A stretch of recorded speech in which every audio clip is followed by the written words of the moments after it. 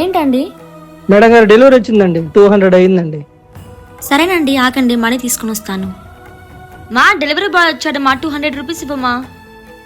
Dining table మీద ఉంటా, తీసుకోమ్మా. సరేమా. ఎవరితో మాట్లాడుతున్నావు రమ్య? అమ్మ అమ్మ అని పిలుస్తున్నావు. ఏంటక్క అలా మాట్లాడుతున్నావు? ఇప్పుడే డబ్బులు తీసుకొని వచ్చాను డెలివరీ బాయ్కి ఇవ్వడానికి. అద్దా అమ్మా. ఏంటి అమ్మనా? అక్కడ లేదు రమ్య అమ్మ. ఏంటి కలగంటున్నావా?